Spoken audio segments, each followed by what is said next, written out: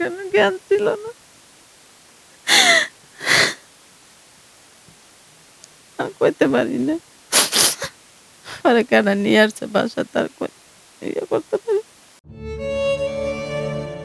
গেল জুলাই আগস্টের আন্দোলনে শহীদ হয়েছেন প্রায় ২,০০০-এর বেশি মানুষ। তার মধ্যে সারা দেশে শ্রমিক নেতা ও তাদের পরিবারের সদস্য নিহত হয়েছেন প্রায় ৭০ জন। তেমনি একজন শহীদ শ্রমিক দল নেতা রিকশা চালক মোহাম্মদ ইসমাইল।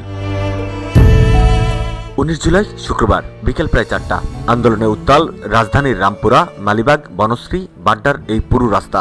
রামপুরা টিভি ভবনের সামনে আর ব্রিজের উপর থেকে দুই দিকেই চলছিল আইনশৃঙ্খলা বাহিনীর টানা গুলিবর্ষণ।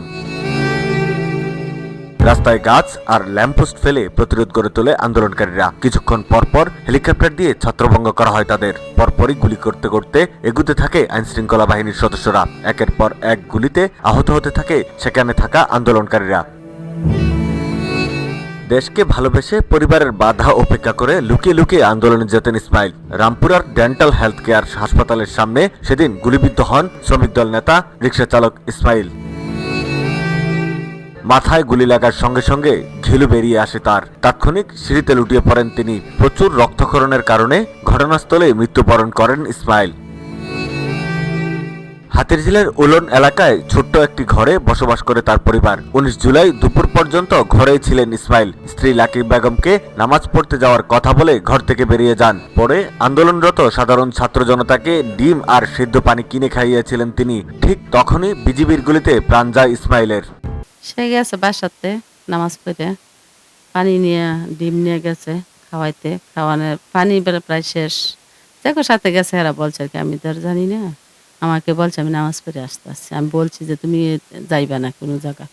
পরে বলছে আমি নামাজ পড়ে আসতে আসছি। দুপুরে ভাত খাইয়ে গিয়ে বাড়িছি। আমি আর দেখিনি আর কি। মাগরিব নামাজের পরে খবর পাইছি যে সে গুলিবিদ্ধ হয়েছে হাসপাতালের সামনে। পরে সেই সময় আমি অসুস্থ হয়ে গেছি, আমি আর আমার জ্ঞান ছিল না। পরিবারের একমাত্র উপার্জনকারী স্বামী ইসমাইল হোসেন শহীদ হওয়ার পর ২ মেয়ে আর ১ ছেলের সংসারে আত্মীয়দের সাহায্য নিয়ে কষ্টেই দিন কাটছে লাকি বেগমের। সরকারের কাছে আবেদন, তার বড় মেয়েকে যেন একটি চাকরির ব্যবস্থা করা হয়।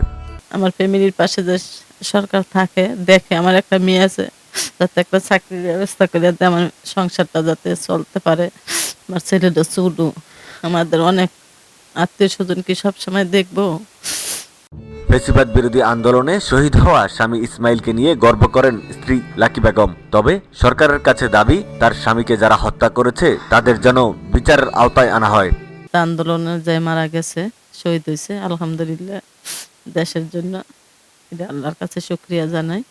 আর যাতে সরকার আমাদের পাশে থাকে, সরকার যে বিচার করে, যাতে ন্যায্য বিচার আমরা পাই আর কি।